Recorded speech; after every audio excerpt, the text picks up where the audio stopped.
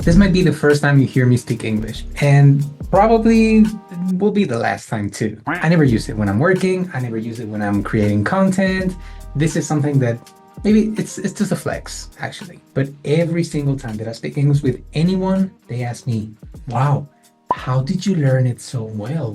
What did you do? And that's exactly what I'm going to tell you today. This is exactly what I did to have this level of English with this pronunciation and, well, the lazy method that I used for my whole life, or that I've been using for my whole life. But first, I'm Miguel, pronunciation teacher, and I'm here to teach you how to pronounce like a native in Spanish, or kind of like a native. But before we get to that, we need to understand the method that took me from zero, like when I was a kid and no one spoke English to me, to where I am right now.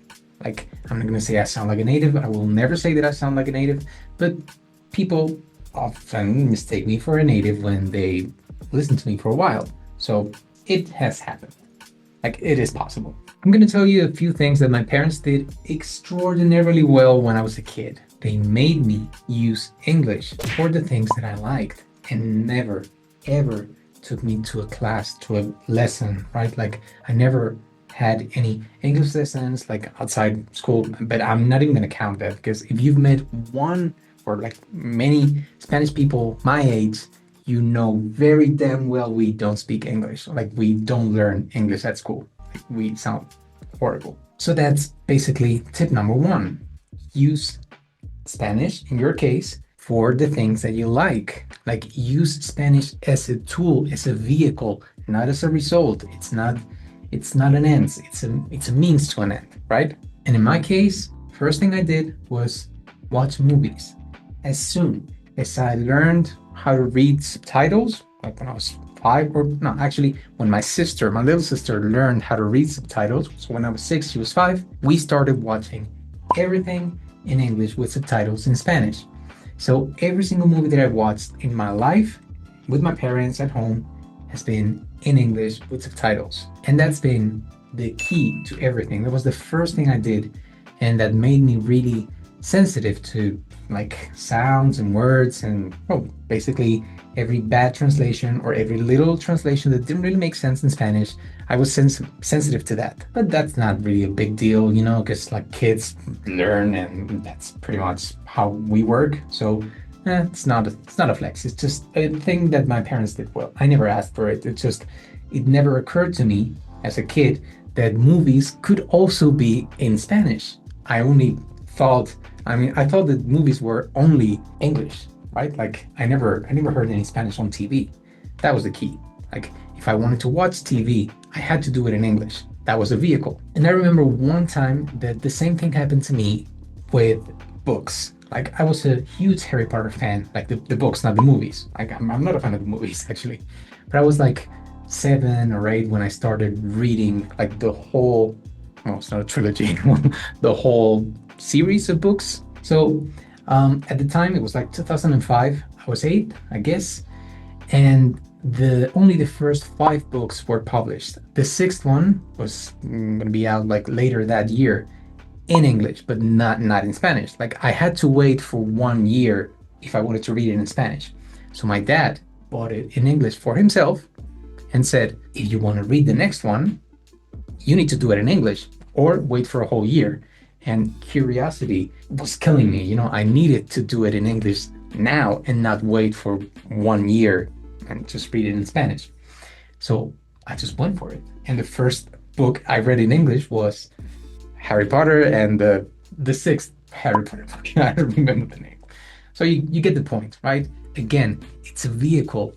It's a book. It's the same book, but I had to wait for a year if I wanted to read it in Spanish, or I could do it right now in English. So as a kid, I chose English as a vehicle because I could use it. And it went on like that until I was 13, when I started using social media, but not necessarily Instagram and so on, but there was something called Kik, I think, and it was just to basically make friends in English, right? So I made some friends and I loved it. I've always been an extrovert, and I love meeting people. So that was the key to meeting people. And I started using it with people for the first time, because I had never spoken to anyone in English or like texted anyone in English. That was my first contact with that. Probably one of my favorite stories ever was when I went to Ireland, like when I was 16. My parents took me, it's not an exchange, but like a program, like some like 15 kids are taken to Ireland from Spain to spend a few weeks, a couple weeks with a family in Ireland, right? Like they don't come back to your house, so it's not an exchange, but you go there for a couple weeks. And the guy in charge, not the guy in charge of the program, but the guy in charge of taking us to the airport and to Ireland didn't know any English. Like he couldn't speak any English. And you can imagine like the other 15-year-olds in the group couldn't speak any English either, like not at a high level at least. So when we got to Ireland, the guy was lost at the airport. He couldn't like it was the first time he had ever flown, right? So he didn't know how to do it. He didn't know how to take us all around the airport and like to the bus or whatever.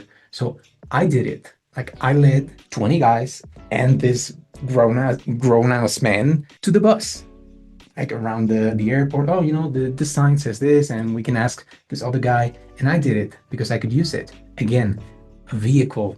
It's a means to an end, right? It wasn't just, oh, I'm gonna speak English. No, I need to get to the bus and I need English to do it, right? So far you see the pattern. You learn something that you need to use. I like my vocabulary was interesting, right? Like I had seen many movies, read many books, and talked to many people, but it was specific for every situation that I had ever used it, right? So that's the that's the key. That was the idea behind it. But then, even though I had a decent accent, my pronunciation wasn't as good as it is now. And of course, right now it's not as good as it has been in the past because now I don't use English on my daily basis. But well, you get the point, right? Like at the beginning, I knew that I could use it, but I didn't sound very well. So I started studying phonetics for the first time when I was 21 in the Czech Republic. I went there, I moved there for 3 years, and I studied there. Like I studied English there for 1 year. So the first time I learned phonetics, it was at university. And that blew my mind because finally, all the sounds that I could perceive, now they had a symbol and they had a meaning and they had some theory that I could study, that I could understand.